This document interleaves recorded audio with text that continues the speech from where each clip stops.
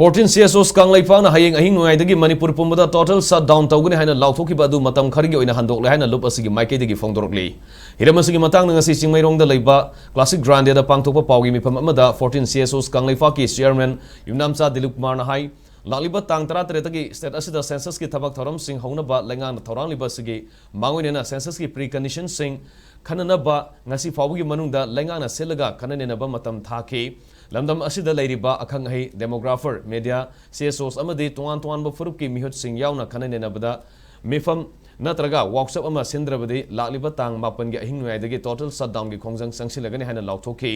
14 Csos Kangleipak na thamkiba wafam sing adugi matungina ngarang dagi hauduna ngasi fawba classic grande da Manipur lenga ki home department amadi Manipur state population commission silaga demographic profile of Manipur gi matang da numini gi oiba seminar ama pangthorpona maram warga total shutdown gi khongjang asi matam Kharagi oina handokpani amaram da total shutdown handokpagi asoba maram abana Manipur da tholiba irang asina awaba tarba miyam amadi nomagi sunomlagi hingliba miyoi singi yenglagani haina Dilukmar na makha tana fongdokhi Wana manjai thoi besigi maram de lagi hujik laiba miyam gi awaba miyam gi hujik ya matam gi oina irang gi oina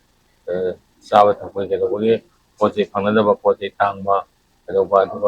mai binung ta economic blockade to khelo pasina maram na khana hai bu to tamda yamna hena miyam da waga da ma ma adu mathakta government na zum haiba numini sigi consultant meeting of sinbaga loinana haiba sei da mokal makha chathakpada makoi gi maigeri to ya to kani haiba gi experience ba pirabani na ha ko gi bando e thoksare hena